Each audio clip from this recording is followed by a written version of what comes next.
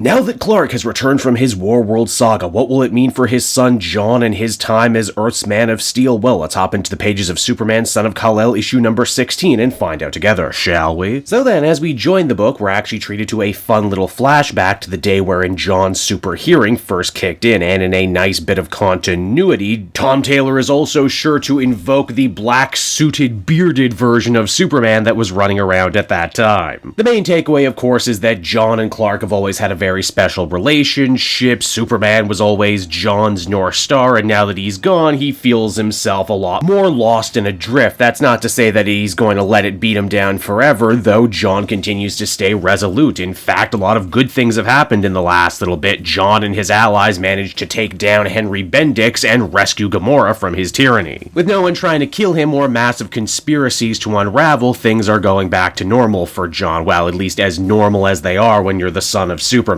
Which is to say, not very normal at all. You'll recall at the end of the last issue, after freeing the nation of Gamora, John came out to the rest of the world as a queer man. A touching moment for him and his family, but obviously not everyone else feels the same way, and Lois, John's journalist mother, tells him, please, for the love of God, do not read the comments. Which, you know, that's always kind of been the undercurrent of this series. John may put his life on the line over and over again to save people, but there's plenty of people out there in the world who would happily die than let John save them just because of who he is. We actually get to see what John does in a basic day as Superman, visiting children's hospitals, helping try and replant forests, making time for his boyfriend Jay, his best friend Damian, as well as Ma and Pa Kent. Why, he even remembers to play fetch with Krypto from time to time. He may be a super dog, but he's still a dog. All the while, though, John keeps an open ear for when his father may very well come back from deep space. So far, though, he's only been disappointed. And with Clark gone, it looks like the job of keeping supervillains like Lex Luthor in line once again falls to him. Lex says that as much as he hated Clark as Superman, he thinks he hates John a little bit more. Clark would at least linger outside his window, judging him silently while he worked out. John has come to Lex today because it seems that a bunch of very important, very valuable Lex technology got stolen from the local police lockup last night, and naturally, Superman assumes that Lex was just stealing his shit back. Lex says he has nothing to do with it, and after John reads his heartbeat, it seems that he's actually telling the truth for once. Either that or he's just the greatest liar who ever lived, and honestly, both might be true. We discovered that the technology belonged to something called the Red Sin Project, but before we can learn any more about it, John gets called away as there's a massive explosion taking place right now over at Stryker's Island. Superman rushes over to try and save all the guards, which he manages to do. Unfortunately, though, what's going on here is a lot more than just a simple prison break. Something has actually gotten into the minds of the guards, and eventually they start getting into John's mind too, bringing up all of his worst feelings of fear and inadequacy. Turns out the culprit this time is none other than the Ultra-Humanite. Oh yeah, didn't Humanite say that he was going to kill John to punish Clark at the end of that Grant Morrison Superman Authority book that may or may not have actually been in continuity at the end of the day? Either way, fun to see Humanite back, and fun to see him and John have themselves a little fight, which John ultimately ends up winning. Surprise, surprise though, the bomb threat wasn't actually the work of Humanite, nor was it even to break him out. It would seem the bomb was actually meant for Metallo, which will make a lot of sense if you read Philip Kennedy Johnson's Last Action comic book, where Metallo was actually featured quite prominently. In fact, they imply that he's going to be the next villain to get a big makeover, much like Johnson did with Mongol in his Warworld Saga arc. Also, this revelation lets us know for sure that this John story actually takes place before that Clark story, and speaking of Clark, John's super hearing goes off to warn him that his father has finally returned to Earth. John is of course overjoyed to see his father and tells him how he waited for him every day, which actually ends up taking on a whole other dimension when you remember that when this whole Warworld Saga thing started, John looked into the future and saw that his father was going to die. So when he said goodbye to him at the beginning of this series, he basically thought he was saying goodbye to him for the very last time, but now Superman is back. He's defeated death itself, and they can all finally go back to being a family again. As the comic comes to a close, father and son hug one another, and that's curtains for this book. And so that was Superman, Son of Kal-El, issue number 16, everyone. What ended up being actually the finale for this Son of Kal-El series. That's not to say this is the end of John, though, despite what many internet grifters would like you to believe. The book will continue in the form of Adventures of Superman starring John Kent. Yes, that's right, they're bringing back the old Adventures of Superman series and letting John's name be in the title, no less. John is also going to be in inheriting the electric blue Superman suit, a suit that I think we can all agree was bad for Clark, but ultimately a pretty damn cool design overall, so it's cool to see them get it out of mothballs. And we also have the promise, too, of a brand new villain calling themselves Red Sin that got set up at the end of this issue. Apparently they're a form dweller who desperately hates John with a burning passion and wants to take him down a peg, man, and punish him for his super nepotism by making him feel less special. You know, an idea that probably seemed a lot more clever and original until She-Hulk basically did the same thing this week on TV. Still though, fun issue, enjoyable issue, a nice little coming full circle for John, who said goodbye to his dad at the beginning of the book and now welcomes him back into his life at the end. It is basically a breather issue too and exists to set up the next series. There's some good payoff if you've been reading the series from the very beginning, like John apologizing to the guy whose arm he accidentally broke when Bendix started messing with his superpowers. And honestly, I actually probably liked this slower, more mellow, more slice of life take on John as Superman than I actually did enjoy the big bombastic all over the place finale that was the Bendix stuff.